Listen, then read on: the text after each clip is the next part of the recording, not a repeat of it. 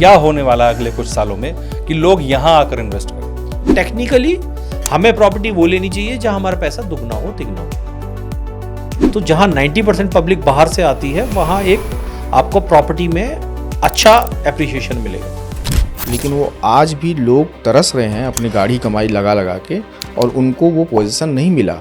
तो अब जब इतने बड़े बड़े नाम पे ट्रस्ट नहीं किया जा सकता तो और बाकी बहुत सारे बिल्डर्स हैं, उस पर कैसे लोग ट्रस्ट करें। No risk no gain. Risk लोगे तो कुछ गेन पाओगे। आप प्रॉपर्टी में एंटर कर रहे हो क्योंकि आपको कुछ पैसा एक्यूमुलेट करना है, वेल्थ मैक्सिमाइजेशन करनी है, नहीं तो go for ready to move property. भाई साहब, लोगों ने जेवर एयरपोर्ट के पास बड़े महंगे मुंह मांगे दामों पे प्रॉपर्टी खरीदी, क्या उनका पैसा डूब गया? आज पेट्रोल 90 रुपए लीटर, 100 रुपए लीटर जो भी है, अगर कोई मुझे 20 रुपए लीटर दे रहा है तो मुझे भी तो सोचना पड़ेगा इतना सस्ता कि नोएडा यूपी का फेस है। अच्छा, यूपी का जो मैक्सिमम रेवेन्यूज होता है वो यहाँ से होता है। हाँ। अगर यूपी गवर्नमेंट को चमकाना है तो उसे नोएडा चमकाना पड़ेगा। सेक्टर 94 में Trump tower is coming. Trump tower, ये डोनाल्ड ट्रम्प वाला ही। वो अगर आपको लगे कि इसकी प्रॉपर्टी कीमत नहीं बढ़नी तो कभी खरीदिए मत। It's a block investment. एक यंग ब्लड की अगर बात करें, वो 2 लाख लोग अगर आएंगे, वो कहाँ इन्वेस्टमेंट करें, कहाँ लगाएं, कमर्शियल में, रेसिडेंशियल? लेकिन बिल्डर के नाम से लोग डरते बहुत है, क्यों? अगर जे एयरपोर्ट पर जब बन जाए जी और ऑपरेशनल हो जाए, उसके बाद क्या हो सकता है? कोई बेस है वर्ल्ड क्लास सिटीज का? नोएडा में पैसा लगा दिया और 5 साल बाद पैसा डूब गया। मैं अपने 50 लाख, 60 लाख, 90 लाख, 1 करोड़ रुपए बिल्डर्स के प्रॉब्लम्स को समझने के लिए नहीं लगाऊंगा। नोएडा में कितनी तरह की कमर्शियल प्रॉपर्टीज हैं और आपके मुताबिक किसमें इन्वेस्टमेंट करना ठीक रहेगा?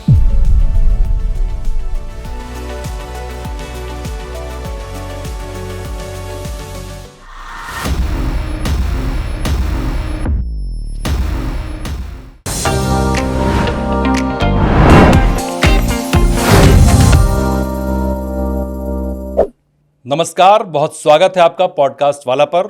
मैं धर्मेंद्र कुमार द्विवेदी और मेरे साथ अभिषेक कुमार नीलमणि है। नमस्कार अभिषेक, जब बात इन्वेस्टमेंट की आती है तो 3 ऑप्शन आते हैं। या तो आप शेयर मार्केट में पैसा लगा दें, या आप गोल्ड खरीद लें, या आप प्रॉपर्टी में इन्वेस्ट कर लें। बिल्कुल। हमने एक एपिसोड किया था रियल एस्टेट पर, आपको याद होगा। उसमें बहुत सारे लोगों ने देखा और बहुत सारे सजेशंस और कमेंट दिए। वो लोग जानना चाहते हैं कि जहाँ की आप बात कर, हमने लिखा था कि दुबई और मुंबई से बेहतर इन्वेस्टमेंट नोएडा में है। बिल्कुल। जहाँ हम बैठे हुए हैं। बिल्कुल। तो लोगों का सवाल था कि ऐसा क्यों है, और सवाल पूछिए और चीज़ें बताइए। जो हम जिन एक्सपर्ट को लेके आए थे उनसे और बहुत कुछ लोग जानना चाहते हैं। उनके पास बहुत सारी क्वेरी भी गई, कॉल्स भी की, लोगों ने समझा। तो आज हम उसी सिलसिले को आगे बढ़ाएंगे। बेसिकली नोएडा जो है ना, वो एक तरह से जब से जेवर एयरपोर्ट की चर्चा होने लगी है, एक हब बनता जा रहा है। हाँ। लोगों के दिमाग में जो नोएडा से बाहर रहते हैं, बी क्लास सिटीज़ में, सी क्लास सिटीज़ में, इवन गांव में भी जिसके पास थोड़ी बहुत भी आमदनी है या कमाई है, तो उसको इन्वेस्ट करना चाह रहे हैं। बिल्कुल। कि ऐसा क्या होने जा रहा है नोएडा में कि वहाँ अगर पैसा इन्वेस्ट करें तो हमें मुनाफा होगा, नुकसान नहीं। हाँ, बिल्कुल। और यही जानने के लिए कई लोगों ने हमें कमेंट किया है। बिल्कुल, पूछने उन्होंने लिखा कि आप बताइए हमको। तो आज हम बात करेंगे। मैं अपने गेस्ट का परिचय दोबारा आपसे करवाऊं उससे पहले मेरी एक रिक्वेस्ट है कि आप चैनल को सब्सक्राइब कर लीजिए, वीडियोस को लाइक करिए, कमेंट करिए और शेयर ज़रूर करिए, और साथ में सजेशंस और सवाल भी भेजिए आप, ताकि हम उसको अपने अगले एपिसोड में शामिल कर सकें। तो हमारे साथ आज जो गेस्ट हैं वो, उनको 20 साल का एक्सपीरियंस है रियल एस्टेट में, और एक बड़ी कंपनी में डायरेक्टर है वो रियल एस्टेट फर्म में। दीपक कुमार जी, बहुत स्वागत है आपका। Thank you. Thanks. Deepak ji, जैसा पहला एपिसोड हमने किया तो बहुत अच्छा रिस्पांस रहा उसका, तो इसलिए आपको दोबारा बुलाना पड़ा हमें। दर्शकों ने कहा। मेरा सबसे पहला सवाल, या दर्शकों का सवाल सबसे पहले यही कि आखिर नोएडा में ऐसा क्या होने वाला है अगले कुछ सालों में कि लोग यहाँ आकर इन्वेस्ट करें? धर्मेंद्र जी, अभी जब हम पॉडकास्ट में आगे बात करेंगे तो आज मैं प्रूव करूंगा कि अब से 10 साल बाद शायद दिल्ली, मुंबई और नोएडा को ही लोग बात कर रहे होंगे। अच्छा। नोएडा में वो डेवलपमेंट्स हो रहे हैं। एक छोटा सा एग्जांपल मैं देता हूँ आप दोनों के लिए और अपने सारे देखने वालों के लिए। हाँ। कि अगर आज हम सिर्फ इतना गूगल पे टाइप कर दें कि top 10 development done by Indian government, या biggest development done by Indian government, या डूइंग इंडियन गवर्नमेंट, उसमें अगर 10 डेवलपमेंट है तो उनमें से 5 नोएडा के हैं। अच्छा। 5 का नाम नोएडा में है? 5 का नाम नोएडा में है। नोएडा से हो रहे हैं, नोएडा में हो रहे हैं, या नोएडा उससे या स्टार्टिंग पॉइंट है उन डेवलपमेंट्स का। अच्छा। आगे बात करेंगे तो बहुत ही अच्छी अपॉर्चुनिटी है।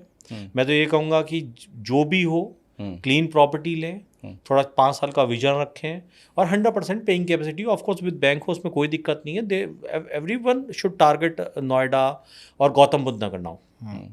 तो ऐसा तो नहीं हो कि नोएडा में पैसा लगा दिया और 5 साल बाद पैसा डूब गया? बहुत लोग ये शिकायतें करते रहे हैं। नहीं, वो एक फेज था। 2012 से 2020-21 तक वो फेज था।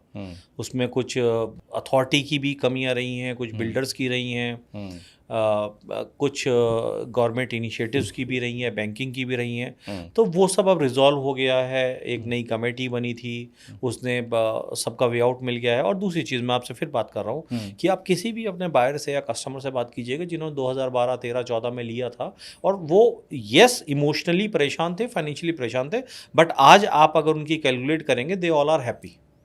अच्छा। मतलब वो दुखी हैं कि इतने दिन वेट करना पड़ा, बट अब उन्हें वो रिटर्न्स मिल रहे हैं। और थैंक्स टू जेवर एयरपोर्ट और थैंक्स टू मेनी डेवलपमेंट्स जो अभी नोएडा के आसपास हो रहे हैं, तो अब नोएडा में आपको बहुत ज़्यादा परेशान लोग नहीं मिलेंगे, और जो हैं अगले 1 से 1.5 साल में वो भी सब क्लीन हो जाएंगे, क्लियर हो जाएंगे, and they will be in a very happy condition. Noida की परेशानियों पे हम बात आपसे करेंगे आगे।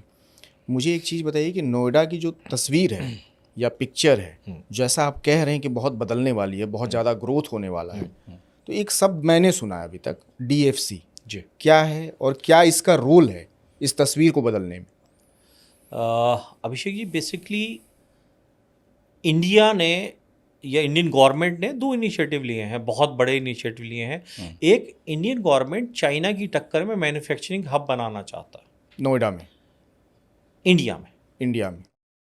दुबई की तरह वो ट्रेडिंग सेंटर बनना चाहता है। ठीक है। ठीक है। अच्छा। तो ये अच्छा, एक कम वैल्यूएशन में ये सारा डेवलपमेंट करना है। ठीक है। तो ये सब लिंक्ड है। अब आपने जो पूछा है DFC stand for dedicated freight corridor. क्या है ये? मालगाड़ी का अलग रास्ता। अच्छा। ये पूरे इंडिया में 2 कॉरिडोर बन रहे हैं। एक ईस्टर्न कॉरिडोर है जो आपका लुधियाना से लेके धनकुनी कलकत्ता में पड़ता है, वो जा रहा है, this is called eastern freight corridor. दूसरा है बोड़ाकी दादरी से बॉम्बे जवाहरलाल नेहरू ट्रस्ट पोर्ट। तो ये बिल्कुल इंडिया को 2 रेलवे लाइन मिलने जा रही हैं जो सिर्फ मालगाड़ी के लिए बनेंगी और जिसमें मालगाड़ी से सामान जाया करेगा। एक छोटा सा, देखिए मैं हमेशा फैक्ट फिगर में बात करता हूँ। आप ये मानिए कि एक मालगाड़ी से कितना टन सामान जाता है? 13,000 टन सामान जाता है। अच्छा। एक ट्रक से कितना जाता है? 10 टन।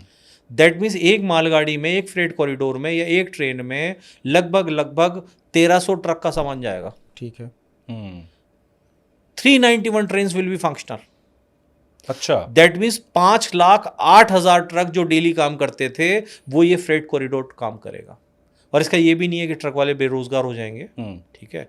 तो फ्रेट कॉरिडोर क्या है कि अब तक मालगाड़ी से ऑलमोस्ट, अगर आप रेलवेज के फाइनेंशियल देखोगे, 60% प्रॉफिटेबिलिटी मालगाड़ी से आती है। हाँ बिल्कुल, फ्रेट से, भाड़े से आती है। ठीक है। माल ढुलाई सबसे सस्ता भाड़ा जो होता है वो शिपिंग का होता है, पानी का होता है। दूसरे नंबर पे रेलवे का आता है। बट क्या है कि अब तक ट्रैक सिर्फ एक था, तो पैसेंजर ट्रेन के लिए मालगाड़ी रोक दिया जाती थी। तो कोई कमिटमेंट की वैल्यू नहीं थी कि लेट से कोई कहीं शिप खड़ा है और हमें कोई एक्सपोर्ट करना है तो मालगाड़ी 2 दिन में पहुंचेगी, 4 दिन में पहुंचेगी, 8 दिन में पहुंचेगी, कुछ नहीं पता। एक एक्सप्रेस ट्रेन जा रही है, उसके लिए भी उसे रोक दिया मालगाड़ी को।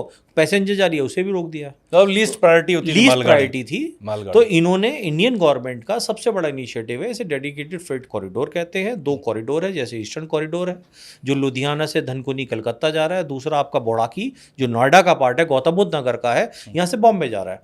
अब इस कॉरिडोर का कनेक्शन क्या है आपकी प्रॉपर्टी से? इस कनेक्शन ये है कि जो बोड़ाकी है ये गौतम बुद्ध नगर में है। ठीक है। नोएडा में, मतलब दादरी के पास है। दोनों लाइन का जंक्शन यहाँ है। ठीक है। तो जितने भी लोडिंग अनलोडिंग सारे काम होंगे, अप्रॉक्सीमेटली जो गूगल पे अगर आप सर्च करोगे, अगले 2 से 4 साल में लगभग 2 lakh jobs will be created because of this development. That means 2 lakh job Neelmani ji आएंगी तो 2 लाख परिवार आएंगे। 2 लाख परिवार का मतलब 8 लाख लोग नए आएंगे। तो there is a demand for everything. नहीं, इस मालगाड़ी पे जो सामान आएगा जी, उस सामान का प्रॉपर्टी से क्या कनेक्शन है?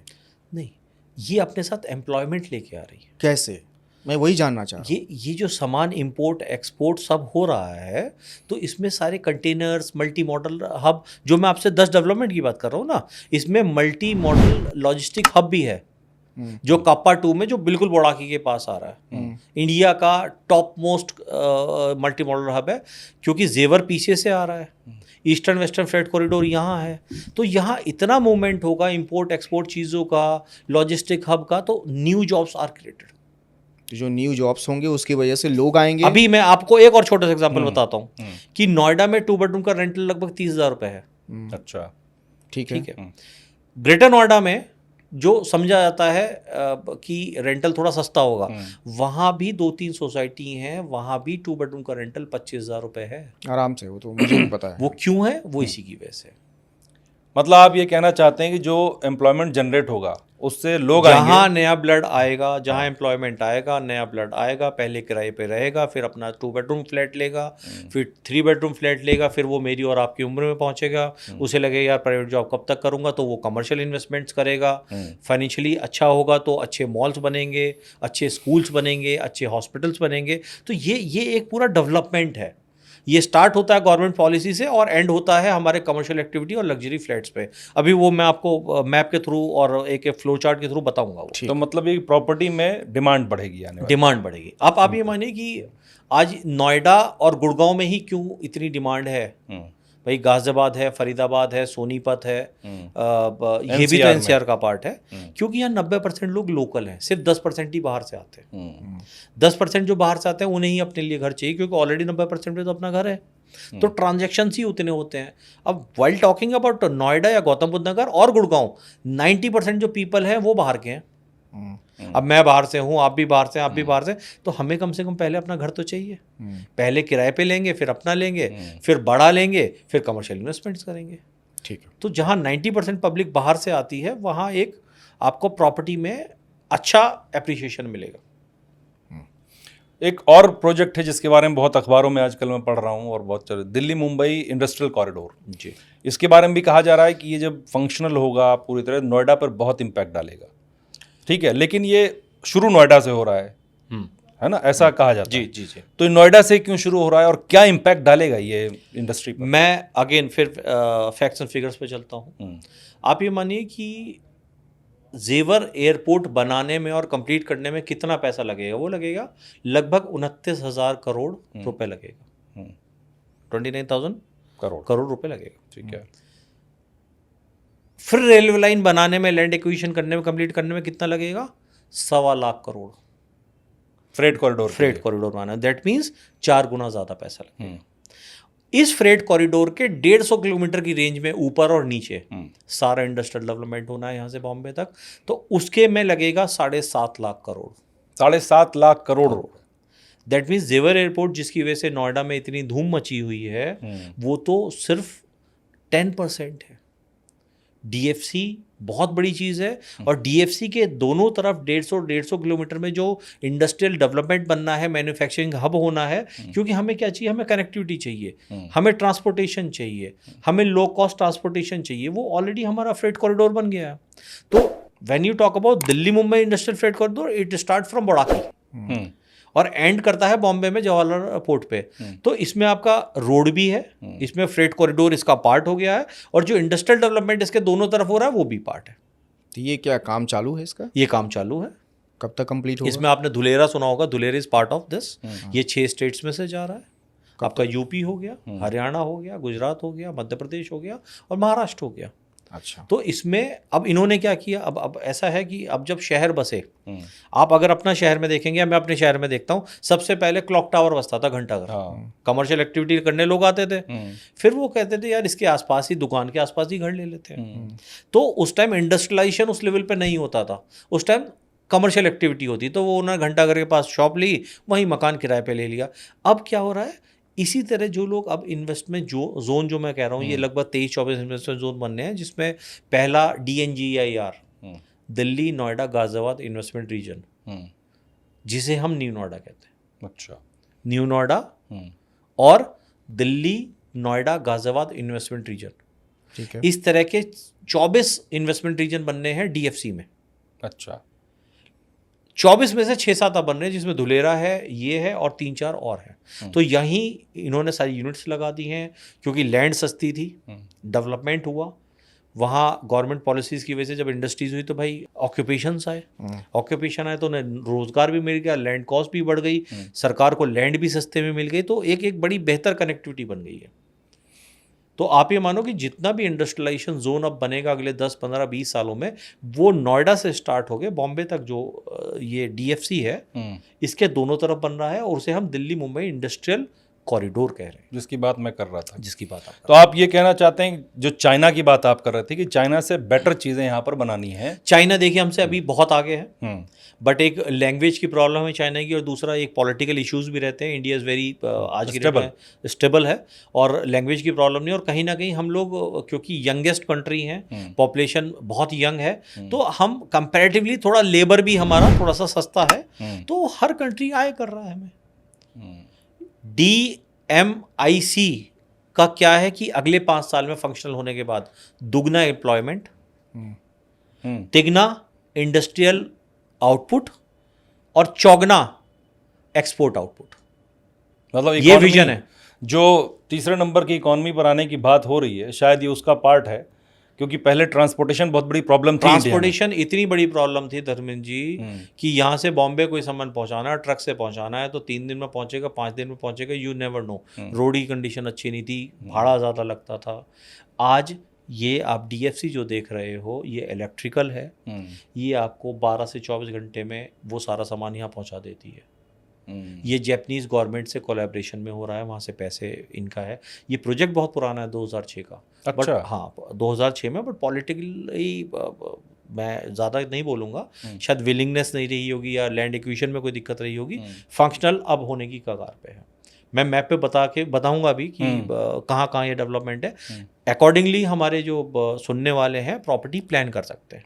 ये सब कुछ नोएडा से ही क्यों? बगल जैसे आपने कहा फरीदाबाद भी है, और गुड़गांव भी है, गाजियाबाद भी है, सोनीपत भी है, और रास्ते में कहीं ना कहीं आदमी घुमा सकती है चीज़ों को, लेकिन नोएडा ही क्यों? नोएडा इसलिए कि नोएडा यूपी का फेस है। अच्छा। यूपी का जो मैक्सिमम रेवेन्यूज होता है वो यहाँ से होता है। हाँ। अगर यूपी गवर्नमेंट को चमकाना है तो उसे नोएडा चमकाना पड़ेगा। नोएडा का इंफ्रास्ट्रक्चर दी बेस्ट है। Noida authority is the richest authority. Noida is the greenest city. आप लोग पढ़िएगा। तो इसलिए the better connectivity with Delhi. और सबसे बड़ी चीज़ सर कि 90% पीपल बाहर के हैं, यहाँ वो सारे इश्यूज नहीं होते, स्ट्राइक नहीं होएगी, बहुत सारे पंगल। एक इंडस्ट्रियलाइजेशन में बहुत गवर्नमेंट का इनिशिएटिव इज़ वेरी इंपॉर्टेंट। जेवर रिपोर्ट इज़ वेरी इंपॉर्टेंट। जेवर रिपोर्ट आ गया, उसके आसपास 50,000 इंडस्ट्रीज़ आ गई। अब वो जो 50,000 इंडस्ट्रीज़ हैं, आप ये मानिए कि सारी उन लोगों की हैं जो बहुत समझदार बिजनेसमैन रहे हैं, जो पहले सोनीपत भी लिया होगा, गुड़गांव भी लिया होगा, दिल्ली में लिया होगा। उन्हें पता था कि एयरपोर्ट के क्या इम्पैक्ट आता है। तो वो जो 50,000 इंडस्ट्रीज़ के मालिक हैं वो अब नोएडा में पहली बार आ रहे हैं, जो मैंने पिछली बार लग्जरी की बात करी। मतलब आप ये कहना चाह रहे हैं कि यूपी गवर्नमेंट नोएडा को सिग्नेचर सिटी बनाना चाहती है? बन गई है सर। अब आप ये बताइए, आपने बोल दिया। अच्छा, इसमें एक और एग्जांपल मैं आपको दे रहा हूँ, जो आप ये सारी चीज़ मैं वो बता रहा हूँ जो आप चेक कर सकते हैं। आप कल का न्यूज़पेपर उठाइएगा, 50% प्रॉपर्टी के जो ऐड आ रहे हैं इस टाइम वो नोएडा के होंगे। 50% जो डेवलपमेंट की बात हो रही है वो आपको यमुना एक्सप्रेसवे की मिलेगी, न्यू नोएडा की मिलेगी। मतलब आपको कहीं ना कहीं खबरें मिलेगी। जो देखिए, जो बिकता है वो छपता है, जो छपता है वो बिकता है। ये पुरानी मार्केटिंग है। आज कोई नोकिया की एडवर्टीजमेंट नहीं करता, ब्लैकबेरी की नहीं करता, सैमसंग की करता है, ओप्पो भी। इससे देखिए ये साइन है, ये साइन है इकोनॉमी के, ये साइन है गवर्नमेंट इनिशिएटिव के, ये है पब्लिक इंटरेस्ट के। बिक रहा है तभी तो बिल्डर एडवर्टीजमेंट कर रहे हैं। नोएडा में इन्वेस्टमेंट आ रहा है, कॉरिडोर बन रहा है, सरकार इनिशिएटिव ले रही है, यंग ब्लड आ रहा है जी। अब जब इतना कुछ आ रहा है तो एक यंग ब्लड जब यहाँ पे 2 लाख 8 लाख आप जो भी कैलकुलेशन कर रहे हो, वो कहाँ इन्वेस्टमेंट करे? एक यंग ब्लड की अगर बात करें, वो 2 लाख लोग अगर आएंगे वो कहाँ इन्वेस्टमेंट करें, कहाँ लगाएं? कमर्शियल में, रेसिडेंशियल? नीलमणि जी, इसका ना it depends on the parameter. ठीक है। अब आज की डेट में मेरे पास ऐसे यंगस्टर्स भी आते हैं जो कहते हैं सर हम ना गाड़ी बाद में प्लान करेंगे, बाहर का ट्रिप बाद में प्लान करेंगे, क्योंकि कोविड ने बहुत कुछ सिखा दिया।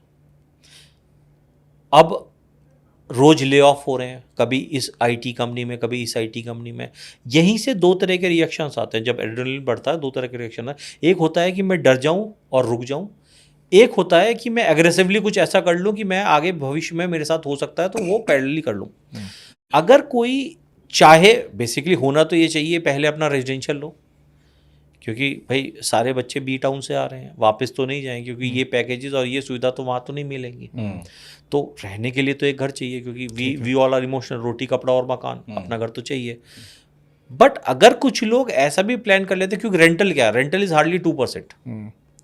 अगर 1 करोड़ का जो फ्लैट है वो आपको 30,000 रुपये, 25,000 रुपये महीने के किराए पे मिल जाता है। 25,000 रुपये इंटू 12, 3 लाख रुपए। तो मतलब 1 करोड़ के फ्लैट में आप 3 लाख रुपए या 3% पे रेंटल पे रह सकते हो। और परचेजिंग के लिए आप 8.5% बैंक से लोन ले रहे हो। तो इमोशनली लेना है ले लो, बट टेक्निकली हमें प्रॉपर्टी वो लेनी चाहिए जहां हमारा पैसा दुगना हो तिगना हो। ठीक है, कहाँ होगा वो तो नोएडा में कहीं भी लीजिए, होगा। कहाँ ले लें? क्योंकि हम आज की तारीख में बहुत सारे ऐसे वीडियोस, जैसे आप वीडियोस की बात कर रहे हो, बहुत सारे ऐसे वीडियोस भी मैंने देखे हैं जो लोग प्ले कार्ड लेके अपने सोसाइटी के बाहर खड़े हो जाते हैं। कहीं ना कहीं वो मजबूर होते हैं ना, तब करते हैं काम।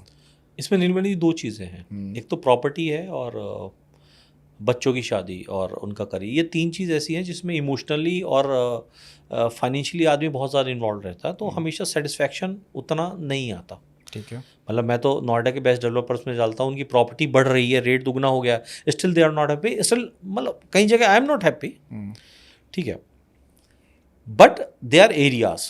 जैसे नोएडा थोड़ा सा एक्सपेंसिव साइड हो गया, क्योंकि नोएडा में वो दिल्ली वाले लोग इंडस्ट्रियलिस्ट आने शुरू हो गए हैं, जो अब तक गुड़गांव जाते थे, उनकी इंडस्ट्रीज़ हैं, डेली 120 किलोमीटर आना जाना वो नहीं करना चाहते, तो now they are thinking of shifting to Noida. But Noida extension is a place, NH24 पे आप ले सकते हो, Wave City is a place जहाँ बहुत सारे developers are coming. Siddharth Vihar में अभी प्रेस्टीज आया था, या परी चौक के आसपास आप उस एरिया को हम ग्रेटर नोएडा ईस्ट कहते हैं, क्योंकि ये सारा ये डेवलपमेंट है बड़ाकी और ये सब वेरी नियर टू आपका परी चौक है। और लास्ट और सबसे important is your Yamuna expressway industrial development authority. ये सारी जगह दिल्ली से लगभग 20 से 30 किलोमीटर के रेडियस में है, लैंड कॉस्ट ऑलमोस्ट सेम है, तो आपको 8, 10, 11, 12 हज़ार रुपये पर स्क्वायर फीट पे रेजिडेंशियल फ्लैट मिल जाता है। ठीक है जी, पर उसका वो पोजीशन नहीं मिलता ना। बट पेमेंट प्लान्स ही इतने अच्छे हैं। और अब जो देखिए, आप समझिए, आप जो पहले का आप याद पहले का नहीं, मैं अभी का बात कर रहा हूँ। अभी भी कई ऐसे बड़े नाम हैं जिसमें गोदरेज भी नाम आता है। उन्होंने प्लान किया था कि 3 साल पहले हम फ्लैट्स दे देंगे, विलास दे देंगे, लेकिन वो आज भी लोग तरस रहे हैं अपनी गाढ़ी कमाई लगा लगा के, और उनको वो पोजीशन नहीं मिला। तो आप जब इतने बड़े बड़े नाम पे ट्रस्ट नहीं किया जा सकता, तो और बाकी बहुत सारे बिल्डर्स हैं, उस पर कैसे लोग ट्रस्ट करें? और ये 2 लाख लोग जो यंग ब्लड आए, किस पे भरोसा करें? नहीं, मैं आपको बताता हूँ, हमें ना तह में जाना पड़ेगा। जो आप सेक्टर की बात कर रहे हो, वो स्पोर्ट सिटी के नाम पे पास हुई थी, अथॉरिटी पूरी लैंड दे नहीं पाई थी। मतलब अथॉरिटी ने कहा कि मैं 600 एकड़ दूंगा, और एक्वायर थी उसकी 400 एकड़, वो पूरा नहीं दे पाई। बिल्डर को जो ज़मीन बोली थी वो नहीं दी पाई, उस पर इंटरेस्ट लगा दिया। Godrej is a very clean builder. Godrej कहता है जब तक मेरा OC ऑक्यूपेशन सर्टिफिकेट और कंप्लीशन सर्टिफिकेट नहीं आएगा, मैं पोजीशन नहीं दूंगा। उसी सेक्टर में उसके बराबर में प्रोजेक्ट्स में लोग रह रहे हैं। बट टोटली एग्री कि इमोशनल वैल्यू है, बट यार फाइनेंशियली जितने में लिया था उससे तिगने में तो बिकता है ना। पर वो बेचारा जिसका पैसा गया है, बेच दो ना अगर आप परेशान हो। मैंने आपसे क्या कहा, उसको बेचना नहीं है, उसको रहना है, वहाँ रहना है, तो उसे प्रॉब्लम भी थोड़ी समझनी पड़ेगी। देखिए आप समझिए, वो प्रॉब्लम समझने के लिए पैसा नहीं दिया था। नहीं, इसमें नीलमणि जी, आप अगर प्रॉपर्टी मैं अपने 50 लाख, 60 लाख, 90 लाख, 1 करोड़ रुपए बिल्डर्स के प्रॉब्लम्स को समझने के लिए नहीं लगाऊंगा। नहीं, इसमें दूसरी चीज़ है, आप फिर FD में 7% पे क्यों नहीं लगाते? क्यों लगाऊं? आप इतने बड़े बड़े ऐड दिखाते हो। नहीं, आप इतना बढ़िया बढ़िया ऐड, हाँ, आप 7% FD पे नहीं लगाते, 10% म्यूचुअल फंड में नहीं लगाते, आप प्रॉपर्टी से 25 से 30% एनुअली एक्सपेक्ट करते हो आफ्टर 4 to 5 नहीं एक्सपेक्ट करते। मुझे प्रॉपर्टी लेके रहना था उसमें। तो आप रेडी टू मूव लीजिए। ये कोई बात नहीं हुआ ना। रेडी टू मूव क्यों लेंगे? अगर कोई अगर ट्रस्ट इशू है, देखिए ट्रस्ट इशू नहीं है, मुझे कोई ट्रस्ट इशू नहीं है। एक बड़ा नाम में आप कह रहे हो, क्लीन है, बिल्कुल कह रहे हो, लेकिन उसी बड़े नाम, उसी क्लीन ने लोगों के करोड़ों रुपए रखे हुए हैं इस नाम पे कि ओसी नहीं आए, उस ओसी से उसको क्या मतलब है? नहीं, उसने बना के दे दिया। It is authority problem, it is not a builder problem. तो ये पब्लिक का प्रॉब्लम नहीं है ना? पब्लिक का है, उसके ऊपर ही रेरा और जजमेंट आ रहा है, उसका सॉल्यूशन निकला है। मैं आपसे देखिए फिर वो कह रहा हूँ 2012 से 2022 तक ये सारी प्रॉब्लम्स थी। और ये मैं एक नाम ले रहा हूँ, ऐसे हो सकते हैं और 10 हों। हाँ 5-6 हैं। मैंने अभी बोला कि दो साल में सारा क्लियर हो जाएगा। देखिए आज जिस भी आप डेवलपर की लो, मैं एक बहुत अच्छे डेवलपर का रहता हूँ और जिसका बहुत सब कुछ है, still my wife and mother is not happy, क्योंकि एक्सपेक्टेशन आर ह्यूज। गार्ड वहाँ नहीं था, उसने ड्यूटी अच्छी नहीं करी, तो मतलब हमें दोनों साइड पता है अभी आंधी आई थी दिल्ली में, आप वीडियोस देखे होंगे, हाँ किसी के छत गिर गई, हाँ, किसी का रेलिंग गिर गया, किसी की पूरी सीढ़ी गिर गई। कंस्ट्रक्शन क्वालिटी बहुत खराब है। ये इस लेवल की क्वालिटी आई है। बिल्कुल बिल्कुल आप सही कह रहे हो। लेकिन अगर आपने प्रॉपर्टी 2200 में खरीदी है नीलमणि जी, तो कंस्ट्रक्शन उसी हिसाब की है। या फिर वही गलत बात आप मतलब मेरे मुताबिक गलत बात कह रहे हो आप। नहीं गलत बात नहीं वो है। 2200 रुपए जिसने लगाए होंगे उसके कितने पैसे गए होंगे आप ये देखो। नहीं आई टोटली अंडरस्टैंड, बट जो चीज़ हो रही है ये तो हर फील्ड में हो रहा है ना।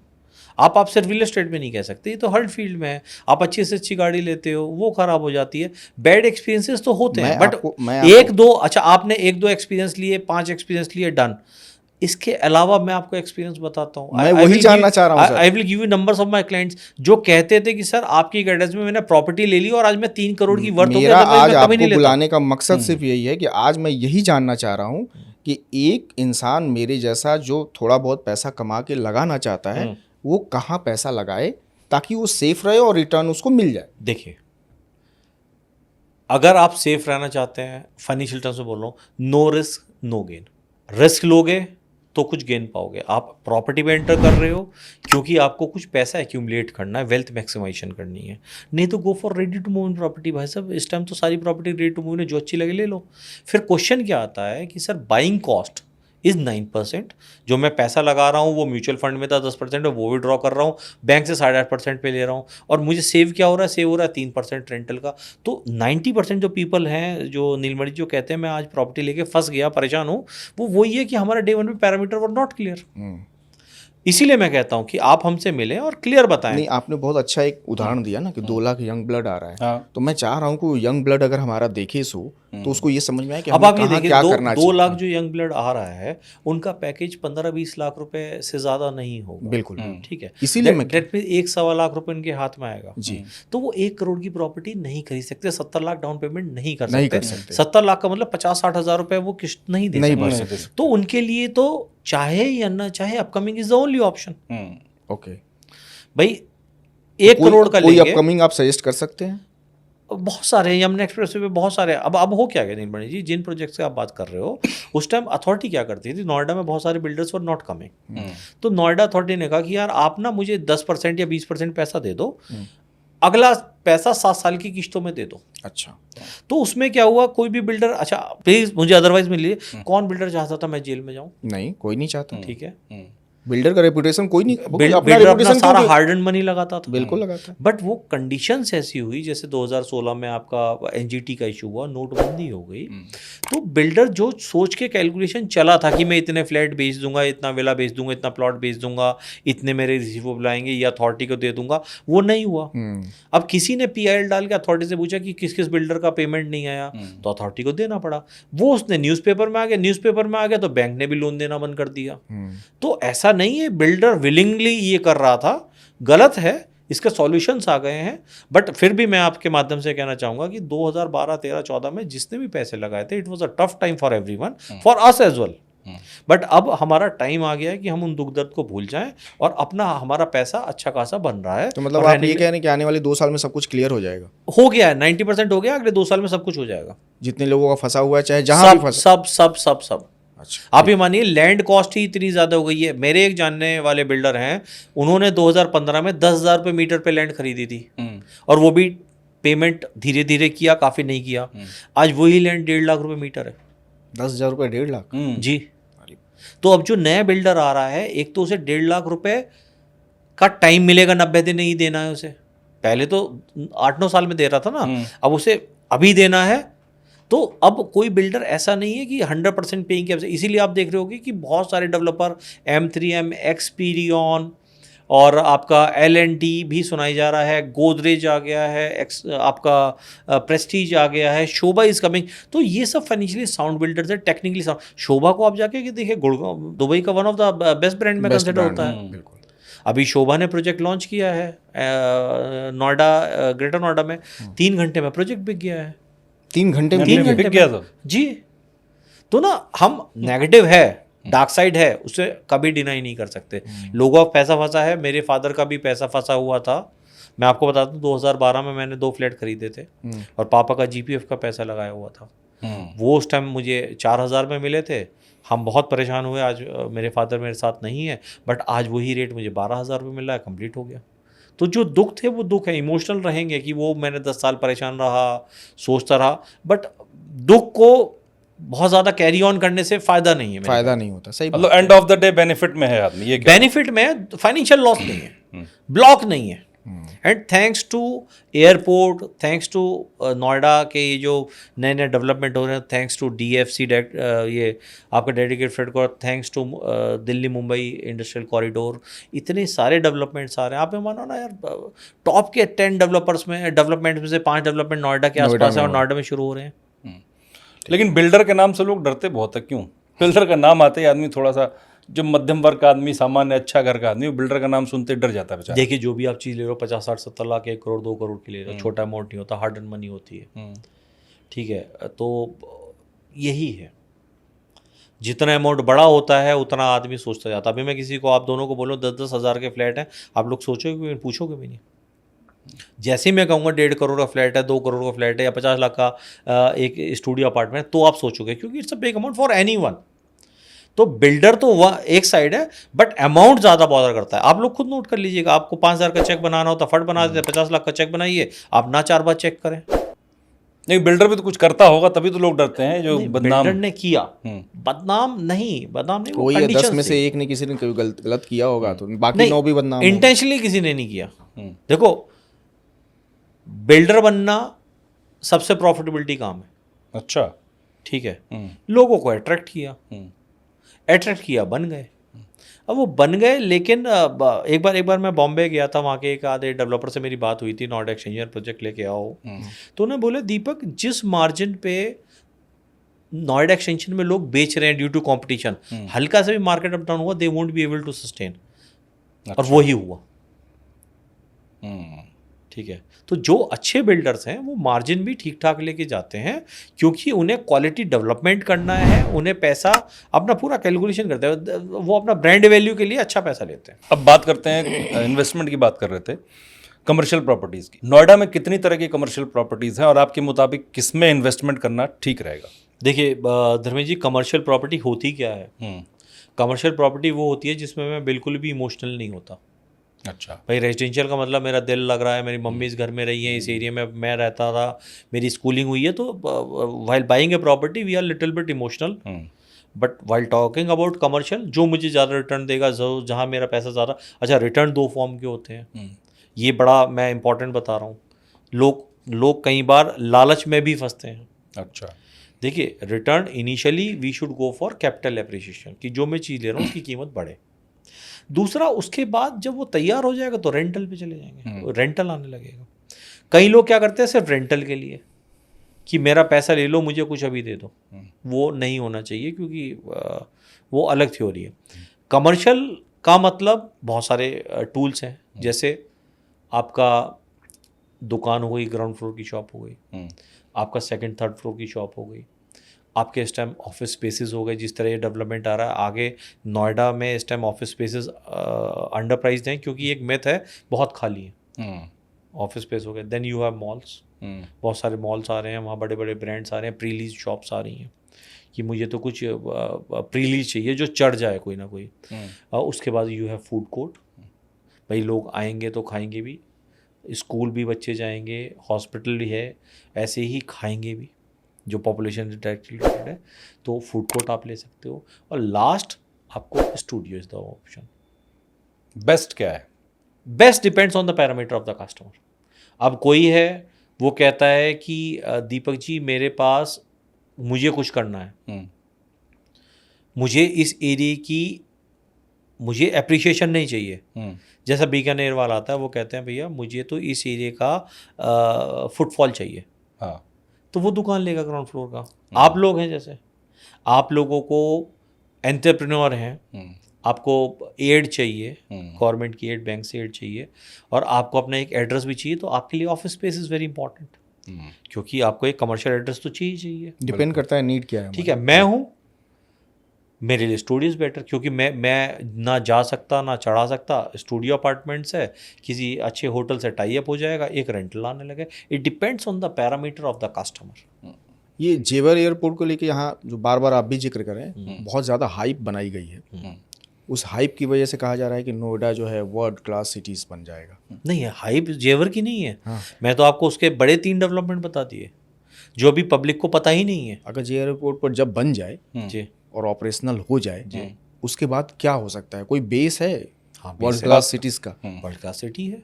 आप ये मानिए कि गुड़गांव का जो IGI एयरपोर्ट है, उसकी जो कैपेसिटी है वो 5200 एकड़ का है, और रोज़ लगभग 1,90,000 पैसेंजर फ्लाई करते हैं डेली। हमारा जो एयरपोर्ट है वो 7200 एकड़ का है, 2000 एकड़ एक्स्ट्रा है। तो यहाँ उससे ज़्यादा कैपेसिटी में होगा। आज नोएडा की पॉपुलेशन 13 लाख है, तो आप ये मानोगे कि हर छठे दिन नए लोग आ रहे होंगे इतने ही नोएडा में? भाई आप ये देखो ना, 2 लाख अगर फ्लायर्स आएंगे तो कहाँ रहेंगे, कहाँ रुकेंगे, कहाँ होटल्स आएंगे, कहाँ रेस्टोरेंट्स आएंगे, कहाँ मार्केट आएंगे। अच्छा, तो आप तो सिर्फ ये देखो नीड कितनी, नीड एनालिसिस कर लो, आपका सब कुछ काम हो जाएगा। आप किसी भी प्रोडक्ट की मार्केटिंग करते हो, it is not about this. सबसे पहले होता है STP, सेगमेंटेशन, टारगेटिंग और पोजिशनिंग, और फिर होते हैं 4 Ps। ये MBA में हर प्रोडक्ट का होता है। तो आप सेगमेंटेशन कर लो। एयरपोर्ट कितने हैं? इंडिया का बेस्ट एयरपोर्ट, एशिया का बेस्ट एयरपोर्ट जेवर एशिया का सबसे बड़ा एयरपोर्ट। मतलब जेवर होने से फुटफॉल बढ़ेगा, फुटफॉल बढ़ेगा तो होटल्स आएंगे, रेस्टोरेंट आएंगे, शॉपिंग आएंगे जी, वो लोग स्टूडियो अपार्टमेंट में आके रहेंगे भी। स्टूडियो अपार्टमेंट्स में रहेंगे, वहाँ मॉल्स में शॉपिंग करेंगे, वहाँ स्टे करेंगे। आपका आज आप ये मानो कि आज ना दुबई सिर्फ ट्रेडिंग होती है, दुबई में IT नहीं है। हमारे यहाँ लगभग 2.5 से 3 लाख बच्चा आता है पढ़ने, हाँ, नोएडा, ग्रेटर नोएडा में। बिल्कुल आता है। काउंसलिंग करने उनके पेरेंट्स आते हैं, और एक बार नहीं आते, 2-2, 3-3 बार आते हैं। एडमिशन हो जाता है, साल में 4 बार आते हैं। कहाँ रुकेंगे? सिर्फ नोएडा में 3 होटल हैं बस। हाँ, और वो भी महंगे होंगे। महंगे हैं। अब धीरे धीरे स्टूडियो अपार्टमेंट से होटल्स आ रहे हैं। अच्छा, इसीलिए स्टूडियो अपार्टमेंट का जो कल्चर है वो धीरे धीरे बढ़ता जा रहा है। दूसरी चीज़ क्या है कि स्टूडियो अपार्टमेंट जो है मात्र 30 से 40 हज़ार हैं, और फ्लैट्स हैं 4 लाख। अभी 3 दिन पहले DM नोएडा ने ऑर्डर दे दिया है कि हाँ, हम एक सर्वे करेंगे, क्योंकि रेजिडेंशियल बिल्डिंग में डेली की बिलिंग नहीं हो सकती। इसको लेके अभी एक डिस्प्यूट हुआ है, परसों हुआ। हाँ, परसों मैं न्यूज़पेपर पढ़ा। क्या है वो? अभी तक क्या हो रहा है कि रेजिडेंशियल सोसाइटी में, रेजिडेंशियल सोसाइटी क्या है, रेजिडेंशियल लैंड पे है, वहाँ कमर्शियल एक्टिविटी आप कर नहीं सकते। नहीं, 1 महीने 11 महीने से कम किराए पे नहीं दे सकते, 1 महीने के।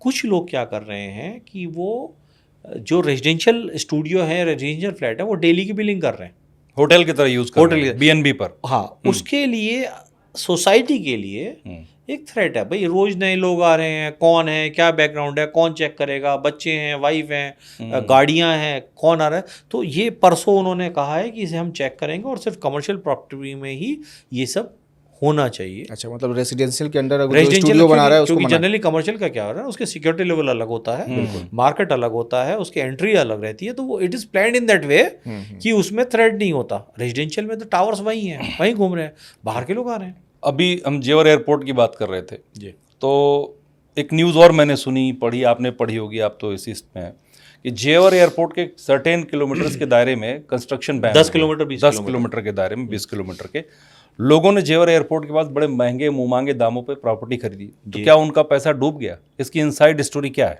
धर्मेंद्र जी, आपको क्या लगता है कि अगर लॉ स्ट्रिक्ट होते हैं तो वैल्यू प्रॉपर्टी बढ़ती है, घटती है? बढ़ती है, ऑब्वियसली बढ़ेगी। Dubai is the biggest example. तो ये तो बेटर हुआ है। लेकिन उन्होंने कहा है कि देखिए वहाँ एयरपोर्ट आ रहा है, सेंसिटिव जोन है, वहाँ अगर आप पेड़ भी लगाओगे तो आपको परमिशन लेनी है। अच्छा, बिल्डिंग की हाइट भी आपको परमिशन लेनी है। दैट मीन्स अब सब कुछ लीगल होगा। अब तक जो हमारे कस्टमर्स के साथ बहुत धोखाधड़ी बहुत हुई हुआ थी हुआ। जेवर में हाँ। 20 किलोमीटर की रेडियस में, अब नहीं हो सकता। अब सबको पता चल गया कि भैया मुझे एयरपोर्ट अथॉरिटी से परमिशन लेनी है हाँ। या उनकी लोकल अथॉरिटी से परमिशन लेनी है। तो अब तो बहुत अच्छा हुआ है। ये तो देखने का तरीका है। आप कह रहे हो आधा गिलास खाली, मैं कह रहा भाई आधा गिलास तो कम से कम पानी तो है। लेकिन तो रूल्स हमेशा एक अच्छे, जब तक रियल एस्टेट में रेरा नहीं था तो ये सारी प्रॉब्लम हो रही थी, जब तक ट्राई नहीं था फोन में बड़ी दिक्कतें हो रही थी, अभी इंश्योरेंस में एजेंसी IRDA नहीं थी तो दिक्कत। तो जितनी नॉर्म्स आ रही हैं दैट मीन्स ये इंपॉर्टेंट एरियाज हैं गवर्नमेंट के लिए, एयरपोर्ट के लिए, तो इसीलिए लॉ बन रहे हैं। लेकिन 10 किलोमीटर रेंज के बाहर तो फिर तो वो फ्रॉड होगा ना। नहीं क्यों होगा? 20 किलोमीटर की उन्होंने बोला है। चलिए ठीक है, 20 किलोमीटर रेडियस में, उसके बाहर उसके बाहर क्यों होगा भाई? अगर आपको एक बार पता चल गया कि आज इधर ये हो रहा है तो अगली बार तो आप भी देखोगे ना कि यार इस तरह का फ्रॉड होता है। ठीक है, पुलिस प्रशासन लेकिन अपना जिन्होंने काम ले कर रहे लिया हैं। उनका तो पैसा डूबा होगा ना। नहीं, क्यों डूबा? नहीं, जिन्होंने इलीगल चीज ली है उनका तो आगे ना मैं पीछे उन्हीं होना की था। बात कह रहा हूँ। आप ये मानिए नीलमणि जी कि आज पेट्रोल 90 रुपए लीटर, 100 रुपए लीटर जो भी है, अगर कोई मुझे 20 रुपए लीटर दे रहा है तो मुझे भी तो सोचना पड़ेगा इतना सस्ता क्यों दे रहा है। अब ये लोगों ने अगर सोचा अगर नहीं वहां होता। अथॉरिटी के प्लॉट ये आज तो आप सही कह रहे हैं। ये रीसेल हो रहे हैं 80-90 हज़ार रुपए पे रीसेल हो रहे हैं, तो 20-30 हज़ार रुपए में हम क्यों वो कर रहे हैं? ये हमें भी देखना पड़ेगा। सारी जिम्मेदारी सिर्फ अथॉरिटी और बिल्डर और सरकार की नहीं हो सकती। लालच पे कंट्रोल रखना होगा अपने बेसिकली। ठीक है, और ये बेसिकली आप ये मानिए ये सारे हमारे वो भाई बहन हैं जो गांव से नए नए निकल के आए हैं, 10-15-20 लाख, और उनके दिमाग में होता है कि फ्लैट में तो हम नहीं रहेंगे। भाई फ्लैट में तो रहना फाइनेंशियली मजबूरी भी है और एक लेवल के बाद सुविधा भी है। ठीक है, क्योंकि 1-1.5 करोड़ 2 करोड़ से नीचे आप प्लॉट लेके बना नहीं सकते, और उस तरह की लोगों की पहुंचने में लगभग 40-45-50 साल की एज तक लोग पहुंचते हैं। लेकिन सोशल मीडिया पर जो ये आपने कहा ना ग्लास आधा भरा है आधा खाली है, सोशल मीडिया पे इसको बहुत नेगेटिव तरीके से ट्रेंड करवाया जा रहा है कि जेवर एयरपोर्ट के पास सब पैसा डूब गया, बर्बाद हो गया, बुलबुला फूट गया। तो जिन्होंने इलीगल लिया था वो तो बोलिए। हाँ, तो ये बहुत चल रहा है सोशल, मैंने कई रील्स आप देखी। सही कह रहे हो, बट लॉजिक आप समझो ना, जो लॉ बनता है सबसे पहले लॉ ही अपने आप में ये दिखाता है कि वो एरिया इज इंपॉर्टेंट फॉर किसी के लिए, उसने तभी तो लॉ बनाया। बिल्कुल ठीक है, तो वो एरिया इंपॉर्टेंट है तो आपकी प्रॉपर्टी उस जगह है, दैट मीन्स आप भी इंपॉर्टेंट हुए, बिल्कुल, that means you made a right choice. दूसरी चीज, आपको बचाने के लिए वो लॉ है। तीसरी चीज, अब तक तो बहुत लोग कहते रहे एयरपोर्ट आएगा नहीं आएगा, और ये इस तरह के लॉ आ रहे हैं, दैट मीन्स एयरपोर्ट फंक्शनल होगा या नहीं होगा। तो ये है, तो कहीं भी कोई भी लॉ बनता है वो अच्छे के लिए बनता है, उसे इसीलिए कहते हैं जो आदमी डिसिप्लिन्ड है वो हमेशा कामयाब है। बिल्कुल। तो जहाँ लॉ है और जो आदमी अथॉरिटी उसे कर रही है वो हो रहा है। मतलब जो लोगों ने जैसे आपने नोएडा में भी कहा ना कि वो 2012 से 2022 तक खराब हुआ, मैं कह रहा हूँ अभी 1-2 साल में ऐसे ही ये लॉ विल मेक श्योर कि वहाँ लोगों को राइट चीज़ मिले, राइट रिटर्न मिले, और बहुत अच्छा रिटर्न मिलेगा। अथॉरिटी ने पिछली बार जो प्लॉट निकाले थे वो 27,000 रुपये के मीटर के आसपास निकाले थे, इस बार 35,000 रुपये मीटर पर निकाले हैं जो फ्रेश वो उन्होंने अलॉटमेंट करे हैं। सर कहने के लिए लगता है कि क्या हुआ, 27 से 35 हुए, 8,000 रुपये तो बढ़े, बट भाई 27,000 पे 8,000 बढ़े, दैट मीन्स 33% बढ़े। एग्जैक्टली काउंटिंग तो वहां से होनी चाहिए। हाँ भाई बेस रेट इज 27, 27 पे 8,000 कितना है? 33%, लगभग 30%। 30% अथॉरिटी ने रेट बढ़ा दिए, डिमांड इज देयर। अच्छा, 30% बहुत होता है। अब हो गया। अब आप मेरी मदद कीजिए कि मुझे कुछ लेना है जी, तो आप उसमें क्या मदद करते हो लोगों की? आप अपने बारे में बताइए कि आप क्या करते हैं। हम नीलमणि जी हम क्या करते हैं, हम क्लाइंटों को पूरा डेवलपमेंट बता। देखिए मैं आपको बताता हूँ, I belong to a very middle class family. 2 साल गवर्नमेंट जॉब करी है, बहुत कॉम्पिटिटिव एग्जाम्स दिए हैं, after that I did MBA, और MBA करने के बाद I entered into this field. मुझे ये समझ में आया कि अगर हम कुछ बेसिक को फॉलो कर लें, जैसे मेरा टाइम फ्रेम 4 से 5 साल का होना चाहिए कम से कम, 100% पेइंग कैपेसिटी होनी चाहिए। ऐसा नहीं कि मैंने 1 करोड़ की चीज़ खरीद लो, जेब में 10 लाख रुपए और लोन भी नहीं होना। तो अगर हम बेसिक अपना रखें और सिर्फ हम ये देख लें कि इंडस्ट्रियल मूवमेंट कहाँ है, भाई इंडस्ट्री आएगी वहाँ यंग ब्लड आएगा, यंग ब्लड आएगा तो वो भी लेंगे। तो अगर हम ये 3-4 छोटी छोटी चीज़ें मार्क कर ले तो हम नोएडा या गौतम बुद्ध नगर में या कहीं भी प्रॉपर्टी में नुकसान नहीं खाएंगे। हमारा दर्शक अगर आपसे सलाह करना चाहे तो कर सकता है? बिल्कुल कर सकते हैं, that too free of cost. Free of cost. हाँ, देखिए होता क्या है नीलमणि जी, आज जनरली कस्टमर क्या करते हैं, वो बिल्डर के पास जाते हैं, और मैं किसी बिल्डर की सेल्स टीम को डिफेम नहीं कर रहा और ना वो कर रहा हूँ, बट उन्हें सिर्फ अपना आइडिया होता है, वो अपने प्रोजेक्ट को बता सकता है, क्लब हाउस में ये ला रहे हैं वो ला रहे हैं, बट वो ये नहीं बता सकता कि यहाँ से 5 किलोमीटर के अंदर क्या क्या डेवलपमेंट चल रहा है, अच्छा। और कौन कौन से बिल्डर आ रहे हैं, उनका क्या रेट है। ठीक है, जैसे शेयर मार्केट में आप ये मानिए कि 90% लोग पैसा कमाते हैं, बट 10% तो कमाते हैं ना। बिल्कुल कमाते। वो 10% लोग वो होते हैं जो वो उसे आई करते हैं कि गैप कहाँ बन रहा है। ऐसे ही आप रियल एस्टेट में आप मुझे भी मान लो कि मैं 10% में हूँ, तो मुझे ये पता है कि इस प्रोजेक्ट में यहाँ गैप बन रहा है, यहाँ आज रेट कम है, इन्वेंट्री अच्छी मिल रही है, पेमेंट प्लान इज गुड। कई जगह पेमेंट प्लान 2080 होता है, अभी गोदरेज ने 2080 का पेमेंट प्लान निकाला, 20% पैसा दो 1 करोड़ में फ्लैट का 20 लाख, और 3 साल बाद बाकी 80 लाख देना। भाई 20 लाख पे 20 लाख तो 3 साल बाद आ जाएंगे, तो अपने आप बढ़ जाएगा। रेडी टू मूव प्रॉपर्टी सबसे ज्यादा। अगर मेरा दर्शक आपको कॉल करे तो क्या मतलब उसके कोई चार्जेस तो नहीं है? नहीं, कोई चार्जेस नहीं है, feel free to come, we will sit on master plan of Noida, Gautam Buddh Nagar and Yamuna expressway. तो बाइक मतलब फोन पे बात हो सकती है या आना फोन पे बात करिए, बट मैं फिर ये कहूंगा कि आप ना देखिए प्रॉपर्टी बाइंग का क्या है, मैं 20 साल से और नहीं, प्रॉपर्टी बाइंग नहीं, उसको एडवाइस लेना। नहीं, मैं आपको दूसरी बात जी। प्रॉपर्टी बाइंग में लगभग 8 से 10 घंटे का समय लगता है। ठीक है, वो आप 2 दिन में दीजिए या 20 साल में दीजिए। जो जो ऑप्शंस है वो देखना है, कहाँ क्या डेवलपमेंट आ रहा है वो देखना है, और कितना पैसा देना है, क्या मिल रहा है। उसके लिए आपको 3-4 घंटे मेरे जैसे किसी कंसल्टेंट से बात करनी है, सारी लोकेशंस देखनी है। आप सबसे पहले एक लोकेशन चूज करिए, ये नहीं कि मुझे एक बिल्डर है ना, बिल्डर की बात ही मत करो। नहीं, वो तो आप सारी चीजें बता दोगे। अब वो जो 3-4 घंटे आपने बोला ना, अब वो 3-4 घंटे के कई लोग चार्ज कर लेते हैं, इसलिए मैं आपसे कह रहा हूं। हमारा कोई चार्ज नहीं है, हमारा इंफ्रास्ट्रक्चर बेस्ट है, 400 लोगों की टीम है।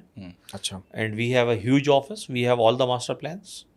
बहुत सारे बिल्डर्स हमारे ऑफिस में एट अ टाइम रहते हैं, तो आप आइए, हम आपको बताते हैं कि कहाँ का क्या क्या। देखिए सबसे इम्पोर्टेंट क्या है नीलमणि जी, कंपैरिजन थोड़ा सा कर देता हूँ, एक थोड़ा सा नेगेटिव है, एक थोड़ा सा पॉजिटिव है, फिर बताता हूँ। आप मुझे मानिए, we are like a restaurant. आप मेरे पास सुबह आए, आपने बोला कहा दीपक जी मुझे चाइनीज़ खाना है, क्या ऑप्शन है? ये सर ऑप्शन है, फ्राइड राइस है, ये है। आपने कहा नहीं मुझे खाना है साउथ इंडियन, वो भी ऑप्शन। आपने कहा नहीं यार मुझे तो chole bhature, we have all the options. But अगर आपके ब्लड बीपी ज़्यादा है तो मैं कम नमक कर दूंगा, शुगर ज़्यादा है तो कम चीनी कर दूंगा। दूसरा is we are like hospital, we have all the options.